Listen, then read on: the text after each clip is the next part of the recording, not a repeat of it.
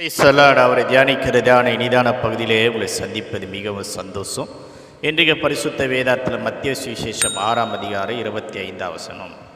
எண்ணத்தை உடுப்போம் என்று உங்கள் சரீரத்துக்காக கவலைப்படாதீங்க. அன்பான கர்த்தருடைய பிள்ளைகளே, சரீரத்துக்காக கவலைப்படாதீங்க என்று இயேசு சொன்னார். எண்ணத்தை உடுப்போம் என்று சரீரத்தை குறித்து கவலைப்படாதீங்கள் என்று சொல்லுகிறார். என் சரீரம் எப்படி இருக்குதே, என் வாழ்க்கை எப்படி இருக்குதேன்னு என்று நாளுக்கு நாள் நீ சோர்ந்து போகிறத கர்த்தர் அறிந்திருக்கிறார். என் சரீரத்தில் இப்படி ஒன்று காணப்படுது, இதுலேருந்து நான் விடுதலை பெறுவேனோ பெற மாட்டேனோ. ஆண்டவர் சொல்கிறாரு, உன் சரீரத்தை குறித்து கவலைப்படாத, கர்த்தர் அற்புதம் செய்வார்.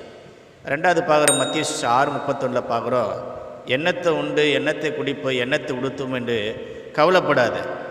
எண்ணத்தை உண்டுத்து எண்ணத்தை குடிப்போம் எண்ணத்தை உடுத்துவோம் குறித்தெல்லாம் கவலைப்பட. அந்நிய பாடுகள் போது என்று வேதம் சொல்லு. தேவையில்லாத காரியத்தை நீ யோசிக்க தேவையில்லை. எண்ணத்தை உண்டுவோம் எண்ணத்தை குடிப்போம் எண்ணத்தை உடுத்துப்போம், வீட்டில் எதுவுமே இல்லையே, என்ன பண்ணுது ஏது பண்ணுது, போட்டுக்கு ட்ரெஸ் இல்லையே சொல்லிட்டு கவலைப்படாது என்று ஆண்டவர் சொன்னார். அன்பான கர்த்தருடைய பிள்ளையே, மூன்றாவது பார்க்குற 6:34, நாளை தினத்தை குறித்து கவலைப்படாத. நாளை தினத்துக்காக ஏன் கவலைப்படுற? அன்பான கர்த்தருடைய பிள்ளையே, கர்த்தர் இன்றைக்கி ஜீவனத்தை வைத்து ஆண்டோட கிருபை. நாளை தினம் நம்மிடத்திலிருந்து அல்ல. நாளை தினத்தை குறித்து கவலைப்பட்டு சோர்ந்து போகாது. அன்பான கர்த்தருடைய பிள்ளையே, ஆகாயத்து பறவைகளை கவனித்து பறவை துதைக்கவே இல்லை அறுக்கவே இல்லை, அதுக்கு ஆண்டவர் போஷிக்கிறார் என்று வேதம் சொல்லுது. நீயும் அநேக குறித்து கவலைப்படுற.